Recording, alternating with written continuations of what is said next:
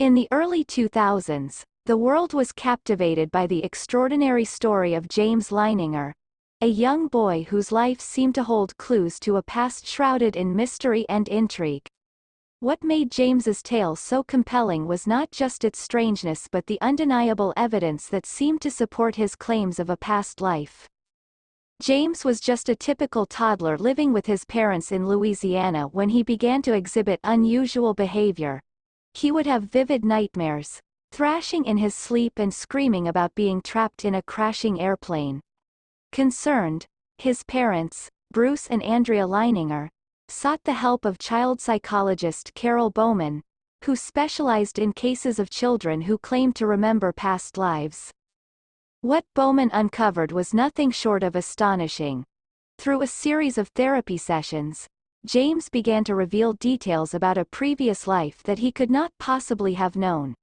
He spoke of being a World War II fighter pilot named James Houston Jr., who had been shot down by the Japanese over the Pacific Ocean.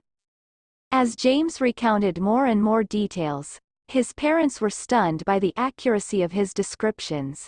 He talked about flying a plane called a Corsair, being stationed on the USS Natoma Bay, and even identified his former friends and fellow soldiers in old photographs. But perhaps the most chilling piece of evidence came when James's parents investigated the details he provided. They discovered that there had indeed been a pilot named James Houston Jr. who had flown a Corsair off the USS Natoma Bay during World War II. Even more eerie was the fact that Houston had been shot down exactly as James described, dying at the young age of 21. The Leiningers' journey to uncover the truth about their son's past life was both fascinating and emotional. They visited the sites James had mentioned, met with surviving members of James Houston Jr.'s squadron, and even attended a reunion where James was able to identify his former comrades with uncanny accuracy. While skeptics may attribute James's memories to coincidence or suggest that his parents influenced him in some way, the depth and specificity of his recollections remain difficult to explain away.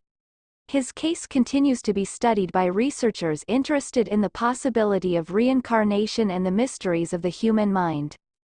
Whether one believes in the phenomenon of past lives or not, the story of James Leininger reminds us of the enduring power of the human spirit and the mysteries that lie beyond our understanding. As James himself once said, "I used to be a different man. But I'm not anymore." And in those words, we are left to ponder the enigma of his extraordinary journey.